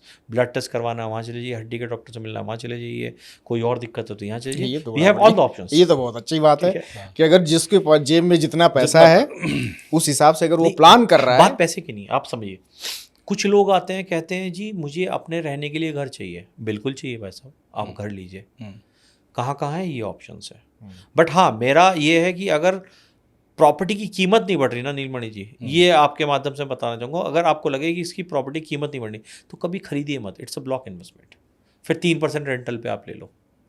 भाई 3 करोड़ का फ्लैट है, सही बात, उस पर 70,000 रुपये का रेंटल आ रहा है, 70 × 12, तो मैं रेंट पे ले लूँ 2-3% पे, फिर उसके लिए मैं 8% बैंक को पे करूँ, और मैं कोई छोटे छोटे सपने, अच्छे बच्चों को अच्छे हॉलीडे पे ना ले जा पाऊँ, अच्छे मैं स्कूल में ना पढ़ा पाऊँ, अच्छी गाड़ी ना ले पाऊँ, अच्छे कपड़े ना पहन पाऊँ। क्यों? क्योंकि मैंने सिर्फ एक फ्लैट ओन किया है और मैंने जिद करके ओन किया है। तो ऐसी जिद नहीं करनी चाहिए प्राइवेट लाइफ में। सरकारी लोग करते थे, बट अब तो पेंशन उनकी भी नहीं रही। अब हम एक सवाल ऐसा करते हैं, जैसे पिछली बार जब आपसे बातचीत हुई थी तो बात हुई थी कि मुंबई और दुबई से बेहतर है नोएडा। जी। तो प्रॉपर्टीज़ में लग्जरी प्रॉपर्टीज़ की बात हो रही थी। लग्जरी सेगमेंट में नोएडा में बहुत ज़्यादा धीरे धीरे लोग एंट्री कर रहे हैं। मुंबई से बेहतर है, दुबई से बेहतर है, पुणे से बेहतर है, गुड़गांव से बेहतर है। तो क्या कोई डेवलपमेंट और कुछ हुआ है इसमें? आपको मैं 2-3 डेवलपमेंट बताता हूँ जिससे आप कोरिलेट कर लोगे। सेक्टर 94 में Trump tower is coming. Trump tower, ये डोनाल्ड ट्रम्प वाला है? डोनाल्ड ट्रम्प वाले। अच्छा, ठीक है। 94 तो 94 सेंटर ऑफ नोएडा के पास ही है? नहीं, 94 है कालिंदी कुंज के पास। ठीक है, मतलब हार्डली जिसे हम डाउनटाउन ऑफ नोएडा बोलते हैं, 0 वही। किलोमीटर फ्रॉम साउथ दिल्ली है, वहाँ आ रहा है। क्या प्राइस रेंज होगा? प्राइस उसकी 18-20 करोड़ से स्टार्टिंग है। Specification will be different and Trump tower अलग है। ठीक है। दूसरा, ऐसा तो नहीं कि वो बिक गया, ऐसा कुछ तो नहीं है, पता चला नहीं, आप ये मानिए कि अच्छी यूनिट्स अवेलेबल नहीं होंगी। हाँ, देखिए 18-20 करोड़ की प्रॉपर्टी में अच्छी यूनिट्स अवेलेबल नहीं होंगी। आप धर्मेश जी ये मानिए जो दिल्ली में 100, 150, 200 करोड़ की कोठियों में रह रहे हैं जहाँ कोई सुविधा नहीं है और उनकी जेवर के आसपास फैक्ट्रीज हैं, तो उन्हें आना है, उन्हें सुविधा चाहिए, उन्हें अच्छी गाड़ी चलने के लिए पार्किंग चाहिए, उन्हें क्लब हाउसेज चाहिए। आपके लिए और मेरे लिए कॉमन हो सकता है, बट दिल्ली में जाके देखिए क्लब कितने लोग यूज कर रहे हैं, सही बात। पार्किंग तक नहीं है, अच्छी अच्छी कोठियाँ पार्किंग तो बहुत दिक्कत है Parking भाई, बड़ी दिल्ली में प्रॉब्लम तो। है। ठीक है, लेकिन मध्यम वर्ग के लिए तो कुछ बचेगा नहीं ट्रम्प टावर में। नहीं मध्यम वर्ग के लिए तो तो और चीज़ है है ही ना। नहीं, कुछ और होगा। कुछ और होगा। ठीक है, आपने और मैंने साउथ दिल्ली में कहा, हम भी तो मध्यम वर्ग थे, हमने भी तो लिया, बट हमें अपने अकॉर्डिंगली प्लान करना है। ऑप्शन सबके लिए हैं, सबके लिए हैं। पहला ऑप्शन। दूसरा क्या है? लग्जरी। दूसरा ये है कि एक आर्किटेक्ट हैं जिन्होंने फ्यूचर म्यूजियम फ्यूचर करके दुबई में बनाया, जो one of the best monument है, जो देखने जाते हैं। जिन्होंने वो आर्किटेक्ट किया है वो यहाँ एक प्रोजेक्ट में एसोसिएट हो गए। अच्छा, उन्होंने बहरीन का वर्ल्ड ट्रेड सेंटर भी डिजाइन किया। तो जो दुबई की बेस्ट मॉन्यूमेंट या वो डेवलपमेंट बना सकते हैं, और जो बहरीन में वर्ल्ड ट्रेड सेंटर बना रहे हैं, वो नोएडा में आ रहे हैं, तो कितनी बड़ी बात है। वो कहाँ आ रहा है? वो जेपी ग्रीन्स परी चौक पे पड़ता है, उसके अंदर आ रहे हैं। उसके अंदर है? उसके अंदर। ठीक है। अच्छा, एक और इसके इसके अलावा अलावा Jacob and company, famous for jewellery and watches, वो भी इंटीरियर डिजाइनिंग में आ रही है। They are also coming in Noida. वो किसी और के साथ होंगे? वो सेक्टर 97 में है। अच्छा, पर वो बिल्डर तो कोई और होगा ना? बिल्डर आप देखो, सुविधाएं देखो, किस लेवल के लोग आ रहे हैं। तो वो बिल्डर जो कभी बैंगलोर बॉम्बे जिनके आप नाम लेते वो वहां आए नहीं, वो यहाँ आ रहे हैं। वो यहाँ आ रहे हैं। ट्रम्प टावर तो अपने आप में बहुत बड़ी बात है। ट्रम्प टावर इज अभी वहां आप देखिए गुड़गांव में वंडरफुली डन। अच्छा, इसमें एक और भी तो कोई कंपनी थी जिसने आप बनाया, जिसका कंस्ट्रक्शन, बड़ी बिल्डिंग है कोई नोएडा की, जिसका कंस्ट्रक्शन एसीसी ने किया है। हाँ, वो क्या है? वो आपका सुपरनोवा है, स्पायरा है। वो एसीसी क्या है, उसके बारे में थोड़ा बताया कंपनी। जिसने बुर्ज खलीफा बनाने में काफ़ी सपोर्ट किया है। अच्छा जी, अरेबिक कंस्ट्रक्शन कंपनी जी। उसको उसमें उसका आप समझिए, ये यमुना के बैंक पे था, पानी बहुत जल्दी आ जाता था। ठीक है, तो उसके लिए एक हमें स्पेशलाइज कंपनी, वो बिल्डिंग जो है almost 75 to 80 floors depending on the, अभी कुछ बीच में वो था 80 फ्लोर की बिल्डिंग या 75 फ्लोर की बिल्डिंग बनाना मजाक नहीं है। सही बात। तो इंडिया की सबसे ऊंची बिल्डिंग, इंडिया की टॉलेस्ट बिल्डिंग है। तो इसीलिए मैं कह रहा हूँ, देखिए होता क्या है कि हम लोग नोएडा में रहते हैं, घूमते फिरते हैं, उस चीज़ को कोरिलेट नहीं करते। लेकिन एक बार हम एडवर्टीजमेंट देखें, हम प्राइस ब्रैकेट देखें, हम डेवलपमेंट देखें, तो उधर तो हम मैन्युफैक्चरिंग हब की बात कर रहे हैं, हम चाइना से टक्कर लेने की बात कर रहे हैं। उधर हम आप जो एक्सपोर्ट इंपोर्ट एक्सपोर्ट दुबई से टक्कर लेने की बात कर रहे हैं। रात दिन काम हो रहा है, जो काम 7-8 दिन में होता था वो 24 घंटे में करने की बात कर रहे हैं। दिल्ली मुंबई आपका जो रोडवेज बन रहा है, वहाँ हम 12 घंटे में मुंबई पहुँच जाएंगे, जो अब तक 4-4 3-3 दिन में जाते थे। तो हो क्या रहा है कि epicentre of growth is Noida. और मैं आज आपको फिर बता रहा हूँ, अगले 10 साल बाद, 8 साल बाद आप शायद बॉम्बे और नोएडा की बात करोगे, मैं भी दिल्ली की, क्योंकि दिल्ली में डेवलपमेंट्स हो चुके हैं। वो तो सैचुरेटेड हो गई अब दिल्ली। सैचुरेटेड है। देखिए हर डेवलपमेंट के लिए you need a good infrastructure, good money और गुड गवर्नमेंट इनिशिएटिव्स। वो आज यूपी में है। और स्पेस भी चाहिए होता है आपको एक्सपेंड करने के लिए, जो नहीं है बड़ी चीज़ तो स्पेस है। बिना स्पेस के क्या करोगे? अच्छा, इसमें एक सवाल अब ये पैदा होता है कि जब इन्वेस्टमेंट इंसान करता है तो सबसे बड़ा कन्फ्यूजन होता है कि कोई शहर डेवलप हो रहा है तो किस स्टेज पर आदमी इन्वेस्टमेंट करे। जैसे सपोज अब नोएडा की बात करें, अब अगर हम शुरू में कर देते तो हमको सस्ता मिलता, एप्रिसिएशन होता। अब तो नोएडा में दाम 7वें आसमान पहुंच गया, तो अब क्यों इन्वेस्ट अगर आप शुरू में कर रहे होते तो हो सकता हाथ जल गए होते, आप भी नीलमणि जी की तरह नाराज होते। तो वो असल में होता क्या, हम सिर्फ प्रॉफिट देखते हैं, हम उसका पेन नहीं देखते। ठीक है, तो हमें बीच का रास्ता निकालना है कि कम से कम पेन हो और हमारा रिस्क थोड़ा सा लिमिटेड हो और हमें पैसा हमें बच जाए। तो उसके लिए हर शहर का डिफरेंट स्टेज होता है, डेवलपमेंट का स्टेज होता है। उस स्टेज पे मैं आपको इस पे बना के बताता हूँ कि मतलब मैं कैसे चाह भी रहा था कि आप मैप के जरिए कनेक्शन पूरा थोड़ा सा समझाइए कि समझाइए। एयरपोर्ट मैं इसमें 2 चीज़ें कर देता हूँ अभी हाथों हाथ। जी एक तो व्हाट आई विल डू, मैं इसमें आपको पहले स्टेजेस बता देता हूँ कि स्टेज में generally as per my knowledge, क्योंकि मैं बहुत बड़ा एक्सपर्ट नहीं हूँ। नहीं, मेरे मुताबिक अगर 20 साल आपने दिए हैं इस पे तो आपके पास एक्सपर्ट पूरा होगा। नहीं नहीं ऐसा ना कि एक्सपर्टीज है, इसीलिए शायद आप यहाँ बैठे हैं। तो इसमें धर्मेंद्र जी आपके माध्यम से मैं बता देता हूँ कि इसमें ना कुछ पॉइंट्स होते हैं जहाँ हमें किस लेवल पे क्या करना चाहिए। हमें सबसे पहले देखना चाहिए कि गवर्नमेंट का इनिशिएटिव क्या है। गवर्नमेंट ने इनिशिएट किया, ठीक है, इनिशिएट किया तो बहुत सारे इंडस्ट्रियलिस्ट होते हैं जो ऐसी गवर्नमेंट के इनिशिएशंस बहुत स्टेट में देख चुके हैं। तो यहाँ सबसे पहले वो बाइंग करते हैं, वो करते हैं आपका इंडस्ट्रियल प्लॉट्स।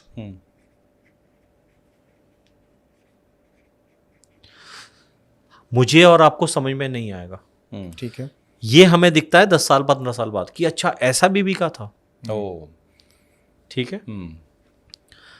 अब यहाँ क्या है, अगर इंडस्ट्रियल प्लॉट आया तो क्या होगा, इंडस्ट्री आएगी। इंडस्ट्री आएगी तो एम्प्लॉय आएंगे,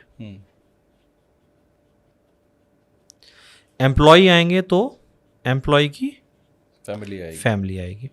यही है, कैलकुलेशन तो यही है। एम्प्लॉय की फैमिली आई तो क्या चाहिए, सिक्योरिटी सुविधा। हाँ, हमें क्या चाहिए, मॉल चाहिए, हॉस्पिटल चाहिए, स्कूल चाहिए, और यहाँ जो नोएडा का भी फेस है, हमें लग्जरी लिविंग भी चाहिए। एक लेवल के बाद वो भी जरूरी होती है, क्योंकि आज नोएडा बच चुका है। वो कहते हैं कि भैया अब एवरीथिंग इज सेट हियर, अब मैं यहाँ रह सकता हूँ। तभी ये बड़े बड़े नाम आ रहे हैं और दिल्ली वाले बाहर निकले। अब जब एम्प्लॉय आता है और एम्प्लॉय फैमिली आती है या इंडस्ट्री आ गई, तो जब इंडस्ट्री आती है तो इंडस्ट्रियल प्लॉट आ गए। कुछ लोग बिगर प्लॉट्स खरीदते हैं। अगर आपने देखा हो किसी भी बी टाउन में 1000 मीटर का प्लॉट, 2000 मीटर का प्लॉट, 3000 खाली पड़े हैं, ये 15 साल पहले लोगों ने खरीद लिए। और कुछ लोग अब भी यहाँ इंडस्ट्रियल प्लॉट खरीद रहे होते हैं। ये इंडस्ट्रियल प्लॉट हालांकि थोड़े छोटे हो जाते हैं, 500 मीटर 700 मीटर, यहाँ बड़े प्लॉट होते हैं 1 एकड़ 2 एकड़ 3 एकड़। अब इंडस्ट्री आ गई, एम्प्लॉय आ गए। अब एम्प्लॉय क्या करेगा, बेचारा छोटा स्मॉल रेजिडेंशियल प्लॉट खरीदेगा या फ्लैट खरीदेगा। तो ये डिफरेंट फेज है। This is phase 1, this is phase 2, this is phase 3 and this is phase 4। तो आज अगर आप मेरे से पूछें, यमुना एक्सप्रेसवे इस फेज में है और इस फेज में है।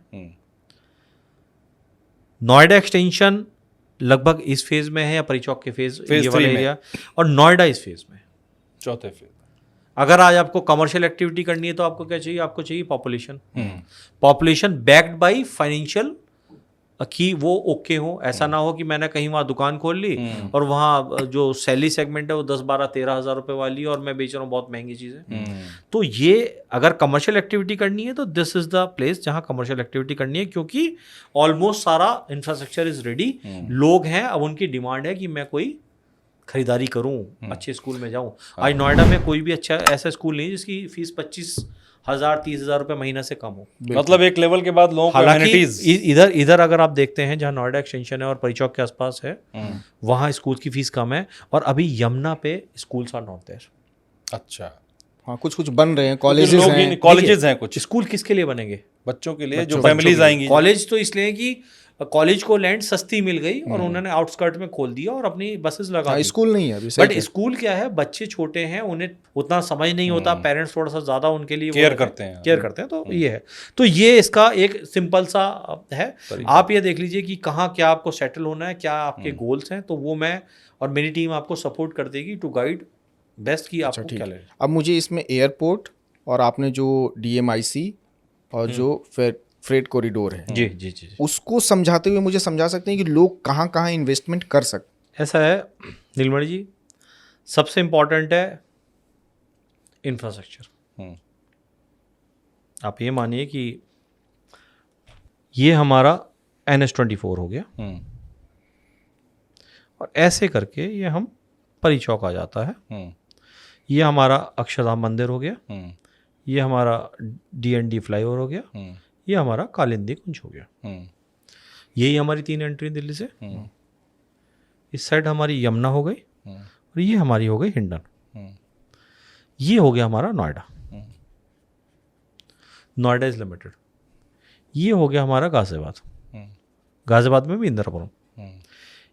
ये हो गया हमारा ग्रेटर नोएडा वेस्ट, ये हो गया हमारा ग्रेटर नोएडा ईस्ट, और ये हो गया हमारा एयरपोर्ट। ठीक है।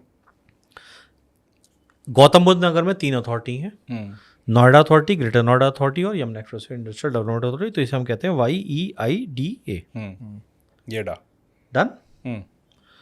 अब परी चौक से थोड़ा सा हम लेफ्ट लेते हैं और राइट जाते हैं, और इधर से हमारी GT रोड आ जाती है, जिसे हम GT रोड कहते हैं, जो शेरशाह सूरी जी ने बनवाई थी बहुत जो साल कि पठानकोट से शुरू हुई हाँ, कलकत्ता तक जी, जाती जी, है। ये बहुत इंपॉर्टेंट रोड है। ठीक है। यहाँ एक जगह पड़ती है बड़ाकी। अच्छा। क्या हुआ, जो डेडिकेटेड फ्रेट कॉरिडोर है ये यहाँ से लुधियाना से ऊपर से आया, बड़ाकी से होते हुए कलकत्ता चला गया। इसे हम कहते हैं ईस्टर्न डेडिकेटेड फ्रेट कॉरिडोर, क्योंकि ये ईस्ट में। बड़ाकी से दूसरा आया, ये गया जवाहरलाल पोर्ट मुंबई। ट्रस्ट, बॉम्बे, मुंबई। ठीक है। ये this is the only intersection point of western dedicated freight corridor and eastern dedicated junction हो गया। जंक्शन हो गया। ये दोनों लाइन जो इंडिया की लाइफ लाइन बनेगी अगले 5 साल में, इसका इंटरसेक्शन पॉइंट से बड़ाकी है। एक ही जगह है बस, ये एक ही पूरे देश में। पूरे देश में। इसीलिए मैं कह रहा हूँ ये नोएडा से स्टार्ट हो रहा है। ये जो एरिया है इसे हम कह रहे हैं दादरी नोएडा गाजियाबाद इन्वेस्टमेंट रीजन, अच्छा। या न्यू नोएडा। ठीक है। सारा इंडस्ट्रियल डेवलपमेंट यहाँ हो गया। तो ये हमारा क्या हो गया, ये हो गया हमारा DMIC या DFC। ये इसे हम क्या लिखते हैं, ये हमने अभी DFC कवर कर लिया। ठीक है। डन। ठीक है। अब इस DFC के 150 किलोमीटर ऐसे ये हो गया आपका Delhi Mumbai industrial corridor. Okay. जो भी इंडस्ट्रियलाइजेशन होगा वो अब इस 150-200 किलोमीटर की रेंज में होगा, क्योंकि लाइफलाइन इसका यही रहेगा। ताकि ट्रांसपोर्टेशन के लिए जो प्रोडक्ट बने, ट्रांसपोर्टेशन कॉस्ट, आप ये मानिए जितनी भी डेवलप्ड इकोनॉमी है, भला ये आप US ले लीजिए, आप चाइना ले लीजिए, चाइना तो सबसे सस्ती है। चाइना में ट्रांसपोर्टेशन कॉस्ट इज ओनली 6%। अच्छा। और इंडिया मतलब अगर 100 रुपए है तो सिर्फ 6 रुपए दे रहा है। इंडिया में it is as high as 24%। अरे 24%। जी, तो अब उसको क्योंकि down करके रुक रुक के जा रही है मालगाड़ी और रोक दे रहे हैं सब कुछ, और हर जगह एक्सेस नहीं है। ठीक है। इंडियन गवर्नमेंट इसे 7-8% पे लाना चाहती है, इसीलिए 2007 से प्रोजेक्ट इनके लाइन था। और इसीलिए मैं बार बार कह रहा हूं कि अगर जेवर एयरपोर्ट में 30,000 करोड़ का इन्वेस्टमेंट है तो DFC में आपका 1,25,000 करोड़ का इन्वेस्टमेंट है, और इसमें 7,65,000 करोड़ का इन्वेस्टमेंट है। ठीक है। 7 गुना 6-7 गुना ज्यादा इन्वेस्टमेंट है उससे, DFC से, DFC से। एयरपोर्ट से तो कहीं एयरपोर्ट से तो कई गुना ज्यादा। हाँ। तो हमें ये समझना पड़ेगा कि ये जो इन्वेस्टमेंट रीजन है जिसे हम न्यू नोएडा कह रहे हैं, ये स्टार्टिंग पॉइंट है। यहाँ से ये यहाँ जा रहा है। आज सारे इंडस्ट्रियलाइजेशन यहाँ होना है, सब कुछ यहाँ होना है। जितनी बड़ी बड़ी यूनिट्स हैं वो सारी इसी उस पे आ रही हैं। अच्छा, मैं एक चीज और समझ पा रहा हूँ इसमें, जो सामान पूरब से पश्चिम जाना होगा या पश्चिम से पूरब, उसका इंटरसेक्शन यहाँ है। इंटरसेक्शन, तो तुम जो आप सवाल पूछ रहे थे, नोएडा इसी जगह पर ये इंटरसेक्शन पे चेंज होगा। मालगाड़ी यहाँ से उतार के वहाँ, वहाँ से उतार के यहाँ। आपके ट्रक्स लद के आएंगे। इसमें ट्रक्स निकल जाएंगे। अब इसमें आपका बहुत, मतलब आप ये मान लीजिए, मैं बार बार वही बोल रहा हूँ कि लगभग 5 लाख ट्रक जो काम करते थे वो अब एक दिन में ये ट्रेन काम करेगी। मतलब जो सामान कलकत्ता से आया तो आप मुंबई जाना आप लोडिंग अनलोडिंग की कॉस्ट निकालिए, तो बुड़ाकी आकर के उतरेगा सामान और वहां से दूसरी मालगाड़ी भी जाएगा और मुंबई। इसमें ये जो एरिया है ये कप्पा 2 के नाम से है, जो दोनों के इंटरसेक्शन के पॉइंट है। ये सबसे बड़ा मल्टी मॉडुलर लॉजिस्टिक हब बना रहे हैं। यहां आपका रोड भी हो गया, यहाँ आपका फ्रेट कॉरिडोर भी हो गया और यहाँ एयरपोर्ट भी हो गया। अभी 2041 के मास्टर प्लान में अब तक क्या था, मैं एक रफ मैप बना देता हूँ। ये ऐसे था आपका ना मास्टर प्लान। 2041 में इन्होंने ये फ्रेट कॉरिडोर तक ले गए हैं ये। अच्छा, उसको शामिल कर लिया। 2041 में इन्होंने एक्सटेंड करके यहाँ ले गया। तो ये यहाँ चोला करके एक रेलवे स्टेशन है। तो चोला से लेके मल्टी मॉडल लॉजिस्टिक हब तक ये सारा इतना मूवमेंट होएगा, इतनी जॉब्स क्रिएशन होगी। आपको फिर बता देता हूं, population of Yamuna express industrial development area in 2031 है 36 लाख, जो कि यहां आप अभी खाली बता रहे हो। और नोएडा के 36 लाख को अगर आप 4 लोगों से डिवाइड करो, 9 lakh housing unit is required. पर मेरा सवाल फिर से यही आएगा कि 9 लाख रिक्वायर्ड तो है, लेकिन सरकार को थोड़ा इस पे ध्यान देना चाहिए कि लोगों के साथ फ्रॉड ना हो। नहीं, लोग बिल्डर फ्रॉड ना करे, नहीं कंपनीज फ्रॉड ना करे। बहुत ध्यान दे रही हैं। परसों भी अगर मैं आपको परसों की न्यूज़ देखेंगे तो परसों भी यहाँ 3-4 डिस्ट्रिक्ट की पुलिस ने एनक्रोचमेंट हटाया है। बट फिर मैं वही कह रहा हूँ, जहाँ 80,000 रुपये का रेट चल रहा है, जहाँ डीजल का रेट 90-95 रुपये है, वहाँ अगर आपको 10 रुपये में कोई दे रहा है और आप ले रहे हो, तो उसमें सरकार देखिए, पॉपुलेशन अगर हमारी शक्ति है इंडिया की, तो ये कमी भी है। नहीं, वो वाली बात तो आप सही कह रहे हैं बिल्कुल, कि भाई जहाँ पे वही ध्यान रखना है। और जो भी करें आप अथॉरिटी से बात करें आप। क्योंकि देखिए, नोएडा, ग्रेटर नोएडा या गौतम बुद्ध नगर में बड़ा सिंपल है, एवरीथिंग इज प्लान्ड।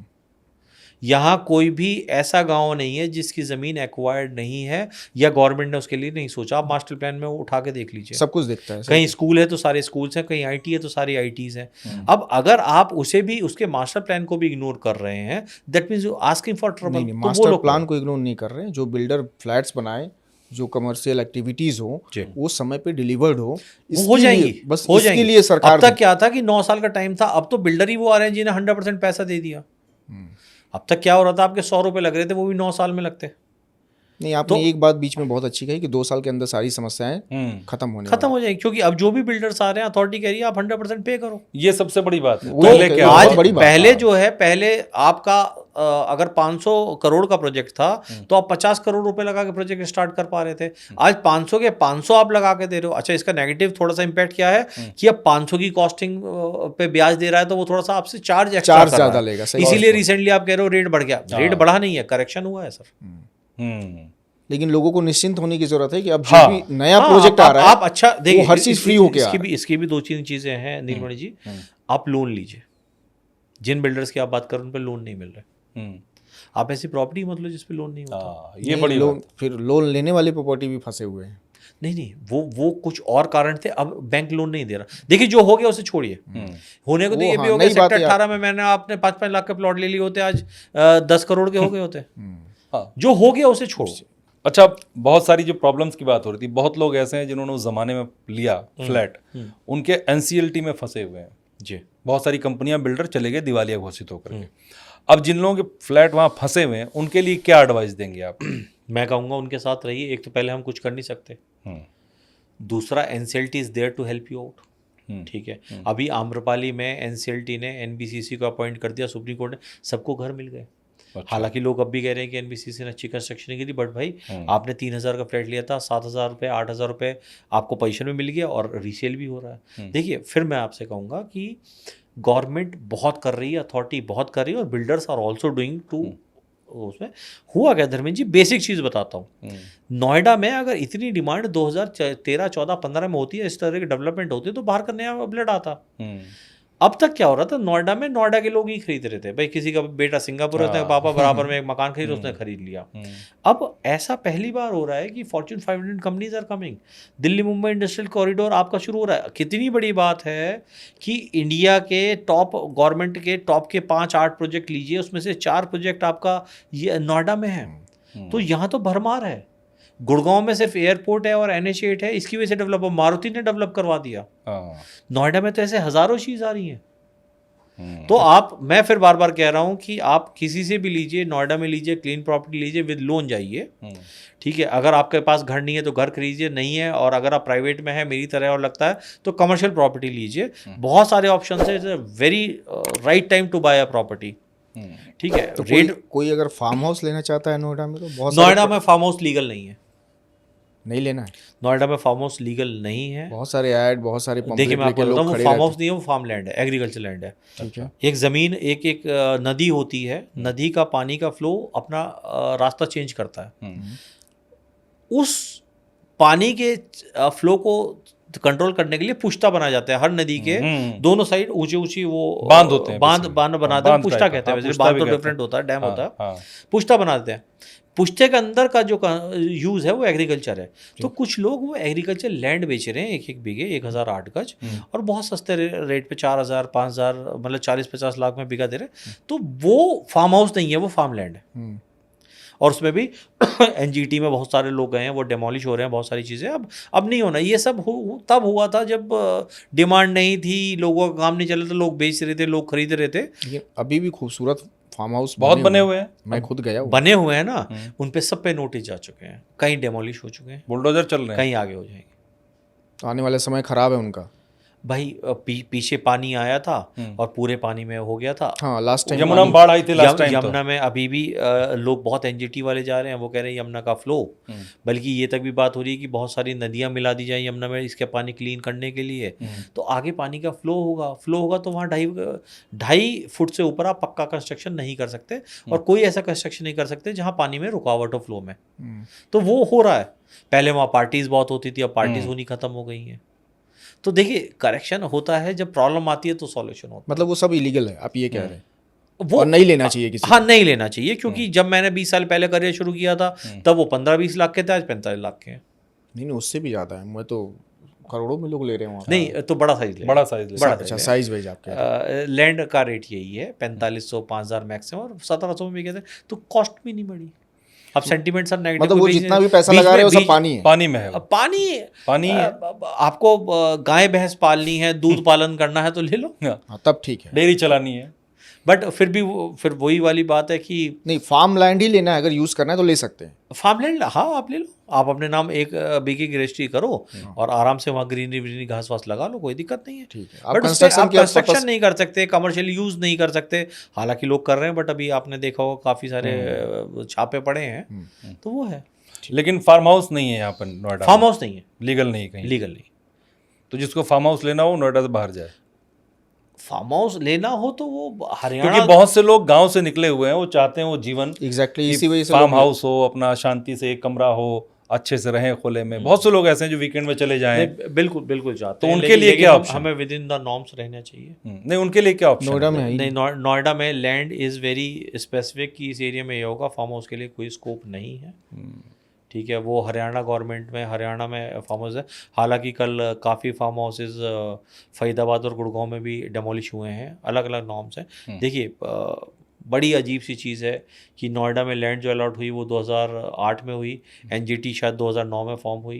तो एनजीटी ने 2016 में कहा कि यहाँ ओखला बर्ड सेंचुरी बननी है, मतलब 2008 में अलॉट हो गई, 2009 में वो एजेंसी बनी है और 2016 में, तो ये तो है सर, यहाँ हो गया है। बट अब धीरे धीरे सब कुछ सॉर्टेड आउट होना है।